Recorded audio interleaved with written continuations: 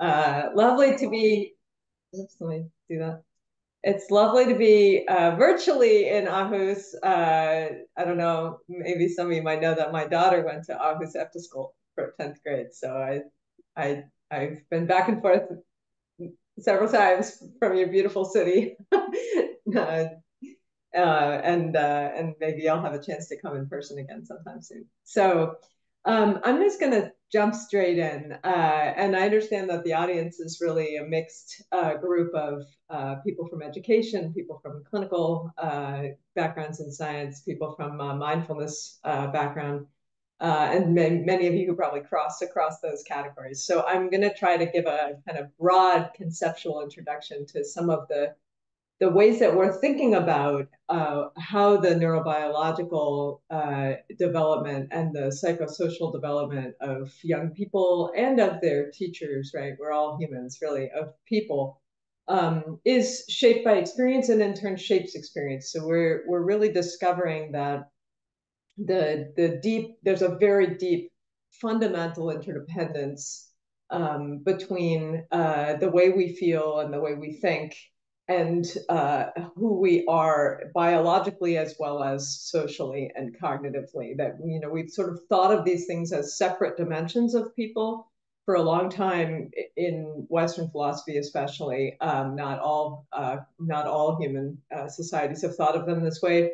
But Western philosophical traditions mainly have, and it turns out really that this is quite far from the way that the mind and the body and the brain are actually interrelated. And I think the insights that we're generating from the work of studying kind of the neurobiological processes that are invoked when people are making different kinds of complex meaning about themselves, about identity, about their beliefs, their values, their kind of awareness and experience of themselves in the world in a kind of mindfulness sense. And also, on the flip side, the same brain systems involved in being able to imagine things that don't exist, being able to imagine possible futures, to think about and understand the historical or interpersonal contexts in which things happen. So the kinds of processes that we're really deeply, sort of centered around as humans, and that we kind of recenter on strategically in mindfulness practices, turn out to be a kind of core thread that holds our neurobiology and mind into a coherent, sort of dynamic, functioning, sort of set of processes that give rise to us. And I think this is really important to understand also in the education context, because so many of our traditional ways of thinking about the role of education in kids' lives, the role of teachers, I think especially in the US, a little bit more than in Denmark, the kind of separation between adults and children, but also across our spaces, a kind of uh, intuitive understanding that what learning is a kind of amassing of pieces of information or of procedural capacities that kind of get stashed in your head somehow, and then you retrieve them on when you need them, and that there's this kind of sort of transfer exchange of information that's coming in and out of you as an agent as you move through the world. And that's really just not how learning happens. It's not a good description for the way that humans experience the world and acculturate and self-actualize and develop themselves through those experiences. And I mean experience in a kind of a verb-like way, how we actively move through the world, making sense, adapting ourselves, fitting in, and sort of noticing and then accommodating what we notice, or failing to accommodate to it. So I'm going to share my screen if that's okay. Am I allowed? Do I have access? Yeah, let me just go ahead and give you access here. Okay. I think I have it. Am I sharing? Yes, you do. Perfect. Okay, great. All right. So I'm going to jump straight in. So, kind of to be funny, but also kind of serious, I called the talk Solving the Frankenstein Problem. Frankenstein is this monster that gets stitched together from body parts, right? And then comes alive in Mary Shelley's famous novel. And I think sometimes when we think about the use of evidence in education, especially neurobiological evidence, and cognitive evidence, we tend to teachers, I also was a teacher before I went to graduate school. We tend to think of these little mechanisms that get separated out because as scientists, we're trained to think of rigorous exploration of the natural world in terms of separating things into independent units that interact with one another. So what that means is that when we translate, quote unquote, the science into applied spaces such as educational or other developmental programming spaces or clinical spaces or mindfulness spaces, when we translate that science, it becomes a problem of trying to integrate all these mechanisms that we've learned about and all these pieces of the person, their executive control, their sense of self, their heart rate, their, whatever it is, and putting all these things together into some coherent way, stitching them together without making a Frankenstein monster becomes the problem that teachers are facing. And that's really, I think, that's really inconsistent with how we are finding that the biology actually works and the mind actually works. The mind is an emergent property of our biology, and the way in which that emergence happens and is supported, I think, gives us very fundamental insights into the nature of being a human, what it means to be a human and what it means to be alive, actually, and developing oneself over time. So I've called it Solving the Frankenstein Problem because we're going to talk about actually the co-generation of these different dimensions of people and of our experience and of our minds and of our biology as being deeply interrelated and repurposing the same systems actually in the brain to be able to produce things like autobiographical memory on the one hand and sense of self, but also digest your lunch, right? And know that your body is feeling well on the inside, right? These things are actually repurposing and generative sort of extensions of the functioning of basic neurobiological systems that become the basis for the mind. And that tells us something very fundamental, I think, about our biological selves, but also our experienced selves, our mental and psychological and cultural selves. So all learning in that sense, all thinking actually is inherently emotional, social, socially situated. It's inherently got sort of analytic elements to it that are cognitive. It's inherently been generated in the frame of a human experience that person has lived and experienced their world within a social sphere, within a set of relationships and feelings and beliefs that they have sort of adapted as they moved through in order to become the human that they are. And in that sense, the very brain and mind that we have are deeply emotionally, socially, culturally, cognitively shaped all the time. There's just no cutting these apart in a real person, despite the fact that much of our science cuts them apart in order to analyze these different aspects of a person. And that's legitimate. We can do that as scientists. We can sort of shine a light that allows us to look at one or another dimension of the human mind or of biology.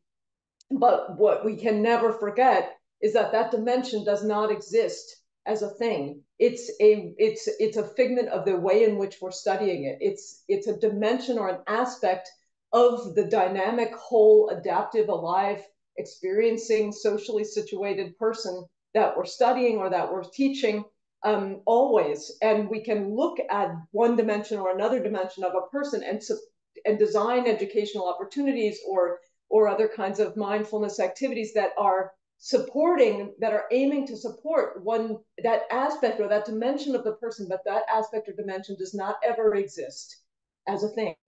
It's actually a way of examining or looking at the adaptability of a person as they are moving through the world alive. So I start the talk with this painting by my colleague Margaret Lazari who was the chair of the fine arts department at University of Southern California, where I'm faculty also. And so one day we were riding the bus to work, and we met each other, and we're talking about what we study. And I was talking about that I study, you know, kind of the neurobiological affordances of experience and the way in which people kind of conjure a mind and make meaning and adapt ourselves, like what it means to be a human who is inherently biological and cultural all at once, and what this means for the way in which we support and the development of ourselves, our children, right, our minds, our wellness, our relationships.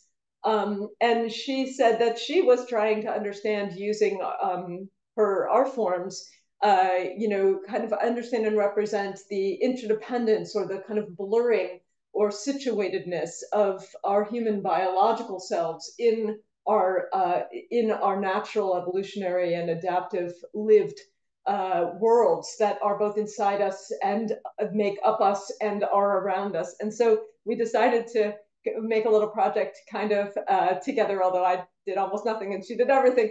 So I basically gave her some data from our MRI scanner, where we had asked one brave volunteer to let us take pictures of her brain, and then we peeled off the outside of the brain, all of the little cells that do the firing, right? The cortex that's wrapped around the outside. So we peeled that off the picture, not off the person, just so you're clear. And we gave her that picture, and then she painted it into this amazing seascape of life, which in real life is this like 6 by 8 foot gigantic, vibrant watercolor. And if you look at these sort of squiggly white things that are kind of semi-translucent in the middle of the image, those are a picture actually of the white matter fiber tracks of our brave volunteer's brain. And they represent the literally billions of little tiny microscopic fragile tails of salt water that are synapsing. They're connecting onto, on average, like 200,000 other ones, but it can be anything from one other one to orders of magnitude more than 200,000, right? That make up the complex landscape of our sort of networked self. So these things are in the brain, right? They're connecting neurons onto each other in these dynamic networked patterns that we're only just beginning to really understand, actually. But they also go all the way down into your body, into the ends of your fingers and toes, right? And back up again into your brain to make you into a kind of a network of connections and connectivity around the entirety of yourself, which also is situated, as Margaret's painting so nicely shows, in a seascape or a world of life around you. That's literally, when you look at this brain, you can sort of see the ocean that it's sloshing in, kind of supporting it and holding it up. The warm sun shining down to represent, you know, the kind of energy that we're absorbing from the world around us. Little red fish swimming by to represent the spontaneity of our creative ideas. Little weeds growing up through the bottom, tickling it, right? And this sloshing back and forth of the networked nature of our biology in the world is really how I think about the development of the mind, the self, the brain, as a kind of organized, dynamic, functional, adaptive unit of nature, right? And so what we see here for education too is that we often think about the brain as being kind of stuck in the skull of another person, right? Like, this person's got this particular kind of brain, and this one's got this kind of brain, and they do this and they do that, and I need to give you this and give you that. But in actuality, our brains are not sort of stuck inside ourselves. They're actually deeply influenced by the systems in which we're operating and by the way in which we feel. So the feelings and the thoughts and the interactions that we engage in actively are literally the fodder to help our brain construct a sense of reality. This is very obvious when you're looking at, for example, infants, right? Who, for anyone who's been a parent, right? You have this tiny little person who comes to you, and you know, they have all kinds of basic, you know, entry points and active ways of engaging with the world and of staring at your eyes and all these things. and you come along as a more developed human and kind of take them in with you and sort of put them over your own heart and share with you, like, this is how we regulate here. This is the way to be with me. We're going to be this together. You're going to be like me, and I'm going to show you how to be a human. And that is really the essence of our biology at this late stage in our human evolution.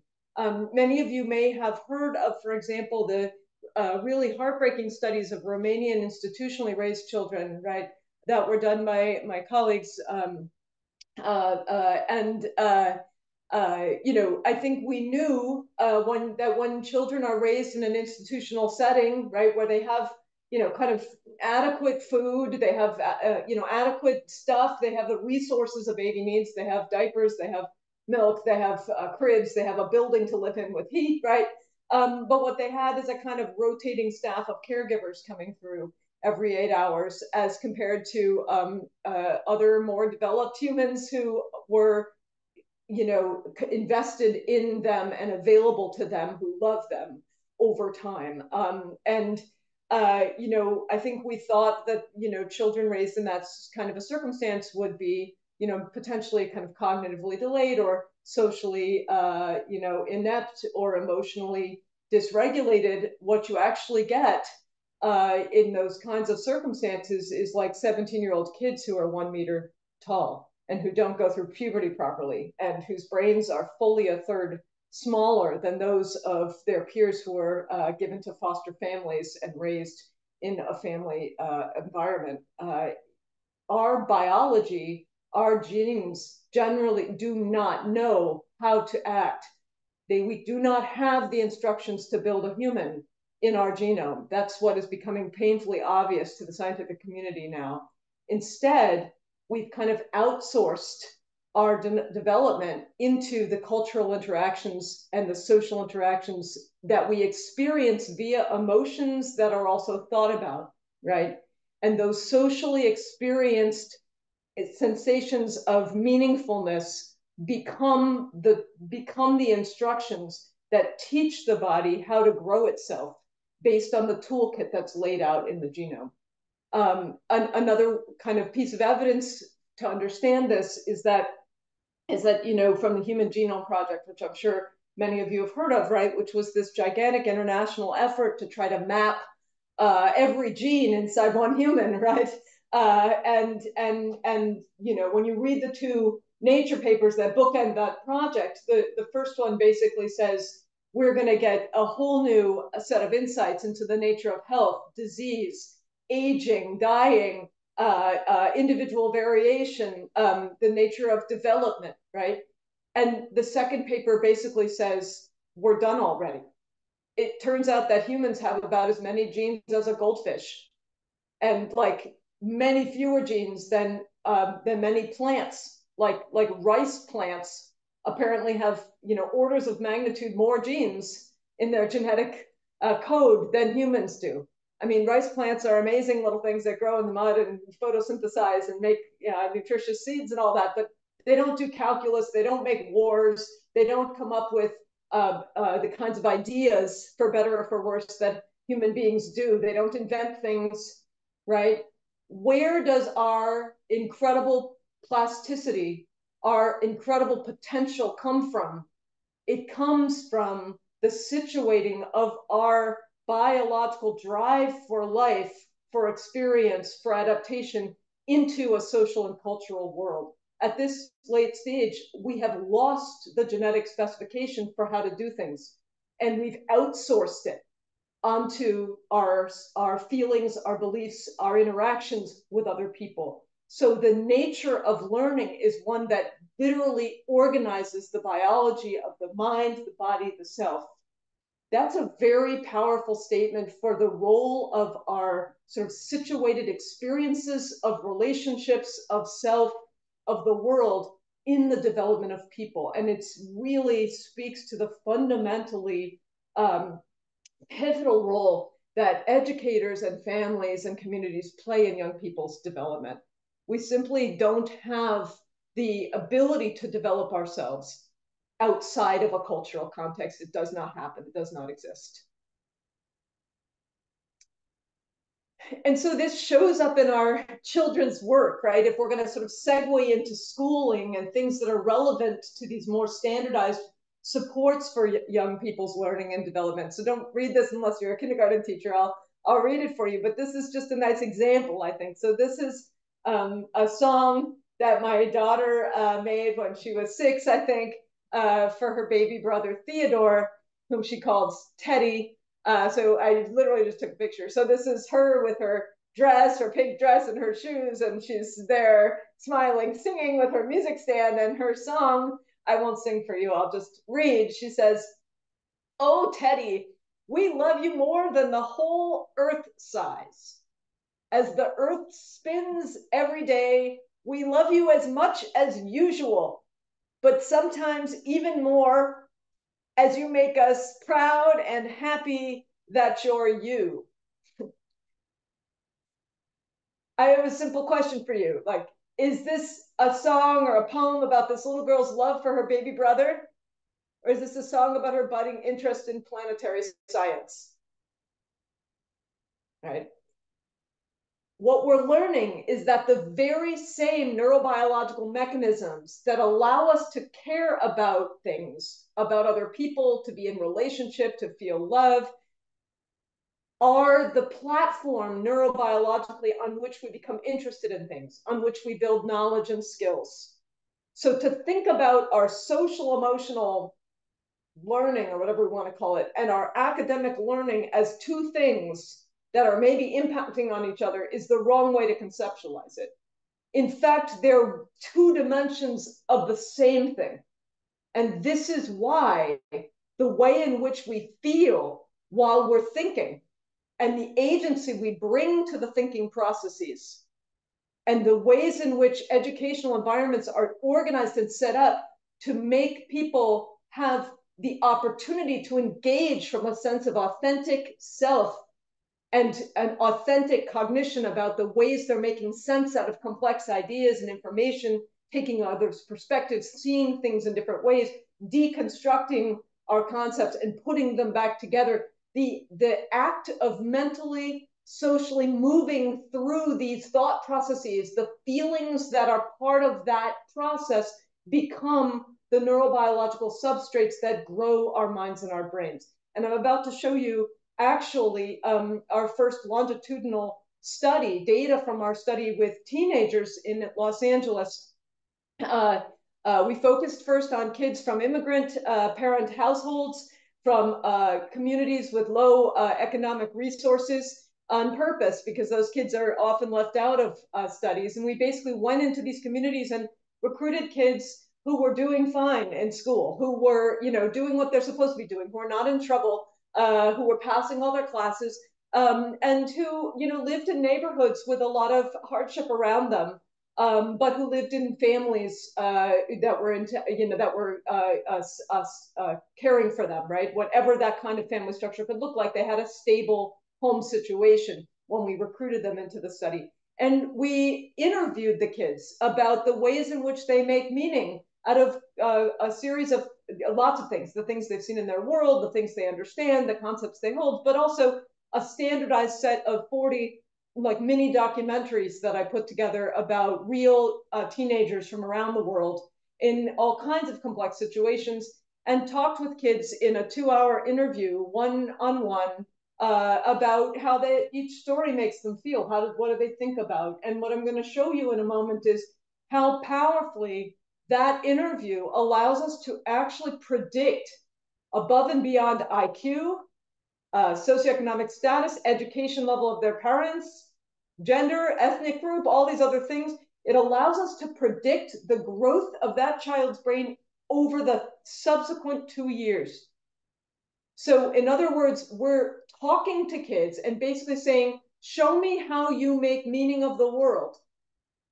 The degree to which you bring sort of effort and curiosity and a proclivity to do what we're calling transcendent thinking, to think about the bigger implications and the broader meaning, the ethics, the systems level of kind of functioning, and how that kind of thinking, even though kids did it in many different ways, Some kids were more inclined to taking sort of that empathic perspectives. Others were more inclined to a more institutional structure, like why do immigration systems work like that? I never understood why we have borders, things like that, where kids are actually asking about the more fundamental, broader issue that goes behind the story, thinking about what it means for their own life, right? What does this mean for me that another kid can't go to school in Pakistan because she's a girl and somebody there decided girls can't go to school, right? When they think about this in this broader way, that allows us to predict their brain development compared to the starting point over the subsequent 2 years. In other words, we're not comparing a kid to a kid to a kid and saying these kids have this kind of brain, this kid has this kind of brain. When you think like this, your brain's like that. That's not what we're showing. What we're showing is that no matter who you are, if you think like this, which all the kids did at least some, so they can all do it, the more you think like this, the more you will grow yourself relative to who you were two years ago. And that growth, the change that we've seen, picture of Mary Helen's brain from when she was 15, picture of Mary Helen's brain from when she was 17, I can predict the difference between those two. And that difference predicts how happy kids are as young adults, how good their relationships are by their own report, how much they like themselves, how much they are doing well in work or school, whatever it is they've decided to do. That is an extremely powerful statement for the role of people in growing themselves through environmental opportunities. And then the next wave of work that we're doing now, that's I'll just touch on at the end, is with teachers, actually showing that parallel neurobiological features exist in teachers who are really expert at thinking about the broader purposes of their work, the developmental trajectories that they're supporting in young people, not simply the learning of this, that, and the other thing, but situating that learning into a broader trajectory of personal growth of the young person so that they can transcend the immediate activities of the classroom, design those activities with a bigger trajectory in mind. And as they engage in that kind of thinking with us, we find that they too are showing these neurobiological mechanisms, and those mechanisms are explaining, statistically speaking, students' experiences of these teachers' classes, saying, I believe my teacher truly thinks I can be smart and I can do things, that I'm truly a valuable person, that they truly care about me. So I'm going to share a quick video that just kind of shows a feature of this work with the teenagers that we've done, just so you have a kind of intuitive sense of what it looks like. Okay, just a few minutes long. It's from a American television science television show from a couple of years ago.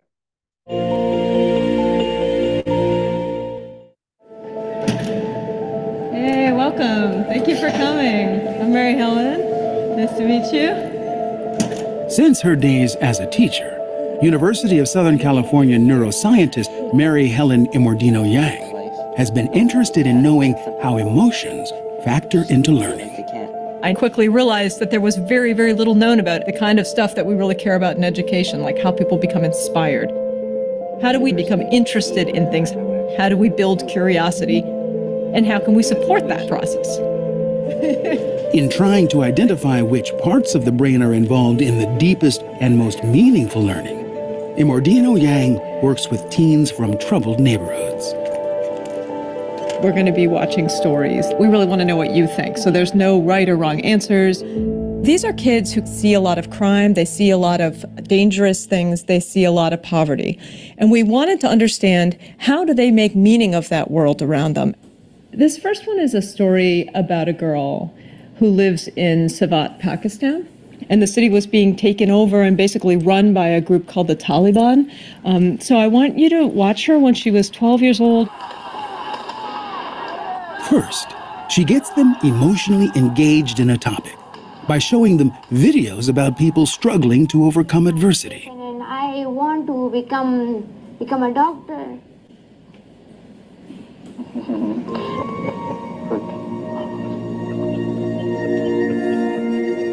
So how does her story make you feel? This story makes me feel upset how She wants to be a doctor and continue on with her education, but it makes her sad that knowing her journey would be very difficult. For adolescents, these types of stories can trigger moments of deep reflection. They come back from those kind of reflective moments with this heightened appreciation of the meaning of the story and what it applies to in their own life and what it means for the nature of the world more broadly. And it's crazy how it's that powerful. Whereas we've known that for a long time in education, the neural data are giving us new insights into the mechanics of that process. Over here. To find out which brain regions are harnessed during reflective emotion, Immordino-Yang monitors the students' brain activity as they re-watch the emotional videos in an fMRI scanner. Hi, Estella. How you doing in there? Good. So we're looking at the movement of the blood flow in her brain as she's watching the stories and where in her brain is becoming more and less active as she's experiencing these emotions. She found that the reflective thinking caused by these emotional videos triggers widespread activity throughout the brain. The most high-level brain states that people experience in the scanner don't just activate high-level systems. They also activate lower-level structures of the brain that are involved in regulating and monitoring your consciousness and your survival. Immordino-Yang believes that the reason why learning and emotion seem so intimately connected is because complex emotion, like admiration, can activate basic brain functions, like those regulating breathing and heart rate. We think that the reason that humans' values and belief systems and ideals are such powerful motivators is literally that they're hooking themselves into biomechanical machinery that has evolved to keep us alive over time. So emotions are a critical piece of learning always. Meaningful learning, learning that really matters to you, that changes who you are and that endures over time, always has an emotional component. So I would draw upon any of these. Her research shows that engaging students on an emotional level makes for more powerful learning experiences. Okay, so you get a sense of what, just in general, what we found and what we did. And this is my little nephew, right? Showing us that what we really discovered there is that when we experience emotions, which is basically motivated thinking about complex issues, right? Or about simpler issues, and just things that happen around us, these things are not kind of layered on top or happening in some separate brain systems, that are kind of, in a special system like the limbic system that's separate from the rest of thinking. They're actually being deeply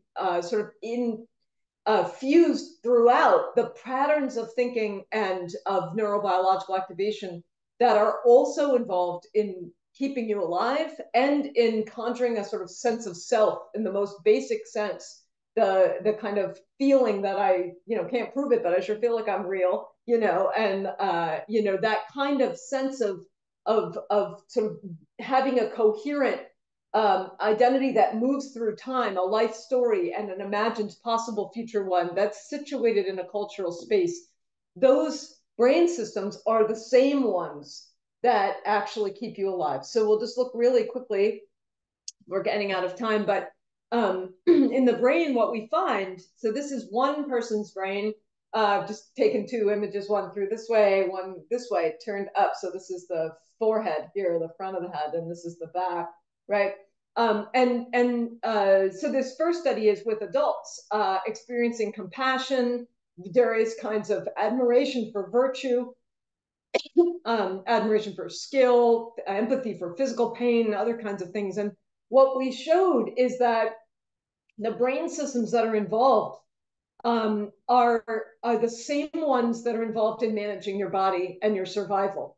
So this is a map where in orange, I'm showing all the places in the brain where there was statistically more blood flowing, which corresponds to more cells firing, right? When people said they felt deeply engaged and moved by the story they were thinking about. And what we see is a few things, which I'll just show quickly. One is the brainstem is way below the level of consciousness. This is of conscious awareness or conscious control. This is a system that is absolutely essential for keeping you alive, right? It sits between the cortex up here that we have so much more of than apes and all that, and the spinal cord that's down going into your face and body and back from your face and body, right? It's really the bottleneck between the rest of the brain and the rest of you. And, you know, we share these structures with alligators, right? And yet when people are telling us that they're feeling deeply engaged or moved by or inspired by or compassionate towards these situations that they're thinking about in real time, we see activations in regions all the way down to the bottom of the brainstem here in the medulla. If you get damage in this place underneath my cursor, you literally can't be kept alive except even on life support, right? I mean, short of defibrillating your heart with every beat, you become quickly physiologically dysregulated and die, right? Our very basic survival is being recruited and repurposed in the service of thinking in a cultural context. That is a really powerful fundamental statement about the interdependence in our evolution and in our mind between our survival mentally and our survival physically. These things are deeply intertwined. The anterior insula, again, these are regions which we knew from 1950s neurosurgeries to cure intractable epilepsy, right? If you poke around in this place in a person while they're awake, what happens is basically they vomit or they get other kinds of gastromotoric distress, you know, which I won't describe in polite company. Literally, these systems are the feeling of your heart pounding, your guts digesting, the feeling of the internal viscera of you. And people are playing out their understanding of virtue or of compassion on these same neurobiological systems. Also, anterior middle cingulate, right, which is kind of sitting between and is that kind of system that makes you go, oh, wait, pay attention, right? But that is also involved in visceral pain, pleasure, like the ability to sort of appetitive behaviors to manage them, like you're thirsty, you drink a glass of water, you don't feel thirsty anymore, even though the water hasn't gotten from your stomach into your bloodstream and up to your brain, to your hypothalamus yet to tell you that your blood chemistry has changed, right? What's telling you don't feel thirsty anymore? It's being controlled by calculations in regions in the anterior middle cingulate in part, right? Which are basically saying, from past experience, when I drink this much and I felt that thirsty before and my blood was this concentrated, when I gulp this many times, it feels kind of like this is probably enough for me now. I'm going to turn off the drive to continue. That same system is involved in learning math. We have studies with my collaborator Solange Desnarveaux in Switzerland, for example, showing that the ways in which these systems are involved in noticing errors, where you're like, oh, shoot, I messed up, or, oh, yeah, I know how to do this, right? It's the same system that tells you if you're still thirsty when you drink water, right? Our appetitive behaviors toward learning, toward engaging, are deeply intertwined with our physiological regulatory behaviors. This is why our experiences in the world are so fundamental to how we think, who we are, what we're capable of doing, and our potential for thinking about even complex academic topics like math and things like that. I can point you to those papers. Together, these are called the brain salience network, which is basically what the scientists have called like the network for noticing, right? Which is absolutely important for all kinds of learning, for all kinds of social interaction, for maintaining one's own mental health. I'm going to kind of skip through because we're sort of out of time. This is a pretty short time to talk. But I just want to point out one other major system that we found was involved here, which now there are now hundreds of studies showing that these systems, which were so-called default, right? They are the systems that come online when people are in the scanner resting and doing quote unquote nothing, right? And these systems are actually turn out to be among the most metabolically expensive. They use more glucose and oxygen in unit time, right? This underneath my cursor right here for a piece of tissue, when you're just daydreaming, then the same size piece of tissue in your thigh muscle uses for the same amount of time when you're running in a marathon, right? These are incredibly expensive tissues that were thought to be the kind of default that you fall into when you're not doing anything in the world or paying attention. And what we now know is these systems are involved in all manner of self-processing, of complex thinking, of thinking about things that are not in the here and now, possible futures, historical contexts, the intent or beliefs, the deep understanding of conceptual things, the ways in which we hold ethical values, right? You can't see an ethical value in the world. But you can see actions and infer based on context, right? So think about how that speaks to the role of experience in being able to notice. And so the salience network and the default mode network are kind of trading off with one another. Let me skip ahead here. I'm going to skip showing her activating default and coming back as she's making different kinds of meaning because we just don't have time. I'm going to skip through that, but there are other talks where I can point you where you can watch it. But what we basically find is that as people, kids and adults, are kind of thinking about the broader implications or meaning of concepts or ideas or stories, it's almost like their brain network space. It's not a physical, thing tipping. But it's sort of mathematically the ways in which things are kind of activating and deactivating in these coordinated patterns. Kind of, you could think of this as like a teeter-totter or seesaw, right? Where you've got at the pivot these systems for salience, like what matters, oh, go, and being able to manage, should I pay attention now, or should I kind of reflect and kind of turn inward and transcend this context? And we actually have studies showing that people literally close their eyes, they look at the ceiling, right? And Estella shows us this when she's making these bigger meaning of the story, right? And then you could either dig in to like do right here, watch around me, get your work done, listen to the teacher, figure out you're at a soccer game, watch where the ball's going, right? And that's kind of executive control networks, which are also controlling your arms and legs, body, right? There's no part of the brain that does a cognitive thing that doesn't also do something for your body at the same time. And understanding those confluences is actually a really great way to understand how the mind works, right? Or this sort of default, which is kind of pulling you into a more free-form ideation space.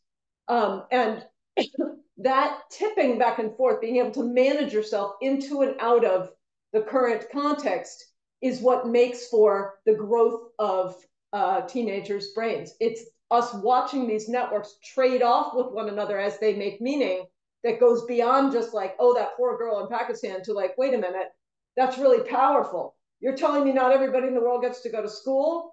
But when I think about it, that's not right, right?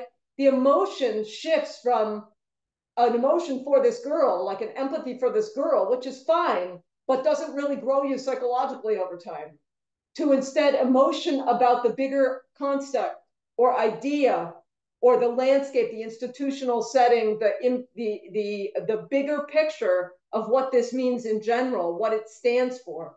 And when kids are showing us that they're moving into those spaces, that's what predicts the growth of their brain. So we call that transcendent thinking, and this is literally, I'm just showing you, these data aren't published yet. These are changes in those networks in the brain that I showed you in Margaret's painting at the beginning, the strength of connection in those networks over the 2 years. So it's the change. So we basically said, where in the brain is the strength of those physical connections of white matter tracks getting more robust across the 2 years? And where in the brain is that change in robustness of those networks predicted by these kinds of transcendent meaning in the interview at the beginning? And it's basically all over the place, front to back, side to side, all of these networks. None of these are predicted by IQ. None of these are predicted by family's socioeconomic status or parents' education level. It's really the kids showing us that they're moving back and forth between these levels of thinking and trying to understand actively what they're doing. And so the short answer is that's what schools need to be promoting, right?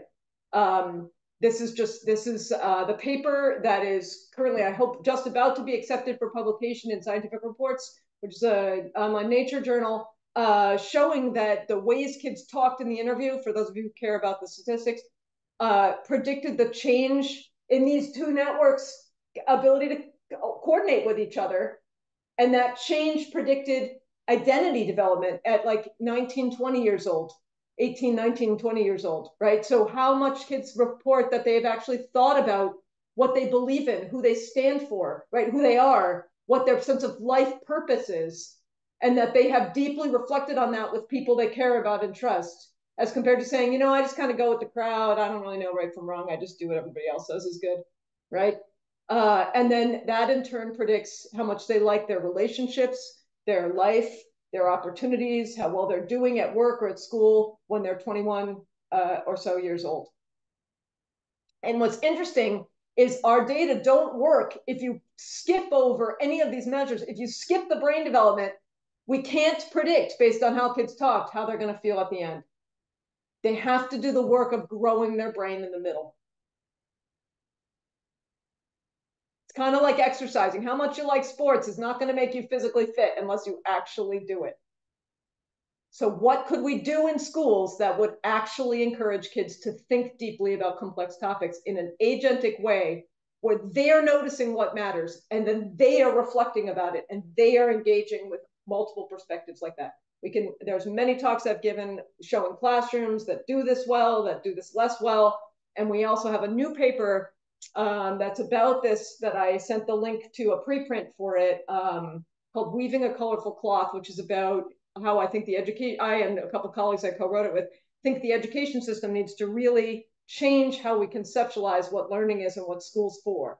Because if school is about encouraging and supporting young people in dynamically bringing themselves to deep thinking about complex issues and then building out the skills to be able to do that, the mathematical skills, the scientific skills, the human social skills, all of those things embedded in these driving ideas. So often our schooling is about content transfer, and that does not get you here. So thinking deeply about things is basically telling complex emotional stories to yourself. That's what deep thinking is. And, this has all kinds of implications for well-being and mindfulness, I think, for how we use technology, right? If you're being interrupted to pay attention out here all the time, what does that do to your ability to kind of sit with yourself and ideas? How does it change the way we think about productivity or critical thinking? So the big picture lesson we'll stop with is that meaningful learning shifts teachers and students from emotions that are mainly about outcomes and results, like how you did, what you know how to do, the test, the product, to emotions that are about the ideas that are driving the work, not just the outcomes of the work itself. And when we shift to the ideas of how these activities in school for teachers are growing the kids, that's where the powerful relationships with the kids starts to happen. When the emotions for the kids are about, how incredibly fascinating and powerful understanding what gravity is to you, that's when the physics learning happens. Not when you're focusing on being able to just do the physics for the sake of doing it. And we can see why. It's because in moving back and forth between these levels of dig in and work on this, pay attention, to wait, integrate, tie this in with my sense of self, build out autobiographically enscanced memories about how this works, right? That tickles up your guts and your viscera. It makes it feel like you. It makes it feel like it's emotionally matters to you. And we have lots of stuff showing kids actually telling us that moving from fractions to understanding infinity is making it feel like it's really relevant to their life, right? And I think what's happening is that relevance is actually the experience of activating your guts and your viscera in the brain in order to care about it. Just like my little daughter did in her poem for her brother at the beginning, right? So this is just really quick. Like, these are just new data from 40 teachers who were brave enough to go in our scanner while they graded their students and gave feedback to their students and all this stuff. And what we show is that they're showing the best teachers, the teachers that kids are saying, yeah, this person really believes that I can do it and cares about me as a person when they're teaching me, are those teachers when they're grading their students' homeworks compared to when they're grading kids they don't know with equivalent homework. They grade it the same way, but they activate their brains in all these same default mode. This is insula over here, right? All these same social cognitive systems that are their body being brought into the work. Good teachers look at this and go like, yeah, right, I know, that's what it takes. So I'm just going to close there. This is our website. There's all kinds of resources on there. You can, I'm sure Nanda will share with you too. And thank you.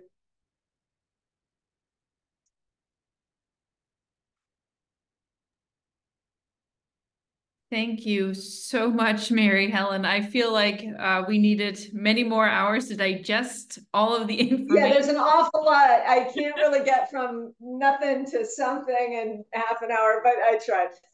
Yes, well, you did a wonderful job. So thank you. And I sort of feel like my mind is growing just as I was listening to you.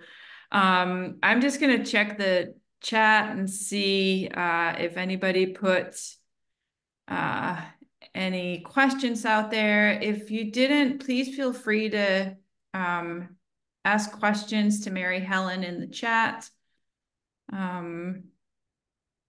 Otherwise, we're waiting on people writing some questions out there. Maybe I could start because listening to your talk, I'm thinking how, how do you engage students if you have, let's say, 25 students in a classroom and they all have different, themes, topics that excite them, right? I know. So how would you actually go about this, thinking about, just everyday life, and how would you make that work? Yeah, no, that's a great question. I actually talked about that if people want to go see a more extensive, sort of discussion of that, where we put videos from teachers in their classrooms who are doing this to different degrees and actually unpacked what we're seeing, right? So there's a series of 2 master classes that I did for the university in fall 2022, I think, that are on the Russ Here YouTube channel. So I can give you those links and you can share them with people so you can go hear me talk about this more. But the basic idea, and I mean, I was a teacher too, you cannot give, and nor should you be thinking that I need to give to each person something, right? It's more like you as a teacher, your role is to set out and orchestrate an environment with rich enough sort of problems laid out that invites all of the young people in that class to come into that space agentically from wherever they are, right? So it's not your job necessarily to adapt for each person, although of course there are times in which certain kinds of extra supports and specialized instructions and things like that are necessary for so that every child can actually enter. If a child's blind and you put up visuals, that's not going to work for them, right? So there is a certain amount of adjustment and adaptation you need, right? But what really great education does, what really great curriculum does, is it sets out a rich problem and then invites everyone into that problem from their own space of starting. And when we do that really well, what happens is that the kids own it in a way that suits them at that level, right? And then your job as a teacher is to facilitate and steer them and advise and help them into the space and like reflect with them on how they're moving through that space. So it's a different kind of work. So part of what we're arguing, so the paper, Weaving a Colorful Cloth, like recentering education or whatever he called it, centering education on humans' emergent potentials or something. That paper that I gave you that basically lays out some of the reasoning for what that can look like, right? How it is that we really need to organize an entry point that is inviting for everyone by building out rich opportunities. And then kids come into those opportunities from various places, and that's okay. Wow. That's the kind of short answer. Yeah. Yeah. So I'm thinking again, I mean, this research is pointing towards really a paradigm shift in thinking about education and learning and how to engage students. And, you know, is that your job as a teacher? You know, so it's, and really at the political level as well to. Absolutely. It's huge. I mean, in the US right now, I don't know how much you all are aware, but we're having a real fallout around schools becoming politicized, right? Where teachers are being regulated in these ways that are just completely untenable, right? And we're hoping that some of the neurobiological evidence from teachers and their heart rates and all this kind of stuff that we're showing will actually speak against that movement. But the idea is that we need to promote the ways that kids think as compared to what they know. And yes, you have to know things or you can't think about things, right? But you know because you need to. You learn and you seek out information and skills because you need them in order to solve this bigger problem that's driving you, right? It's a kind of putting the cart before the horse, the way our current education systems are designed. And we need to put the horse back in front and say, what kind of horse is this learner, right? And then what can they put in their cart is the next question. But it's, you know, how is the horse moving? And you're right, it's a paradigm shift, and I think it's overdue. I mean, it's huge, but it has to happen if we really want to be serious about promoting democracy around the world, right? You know, building opportunities for young people to develop themselves into citizens. I mean, I think these are the essential capacities that a good citizenry needs, and that healthy, happy people need, right? To be able to function well, you need these dispositions of mind. And that is what our education system should be focusing on first and foremost.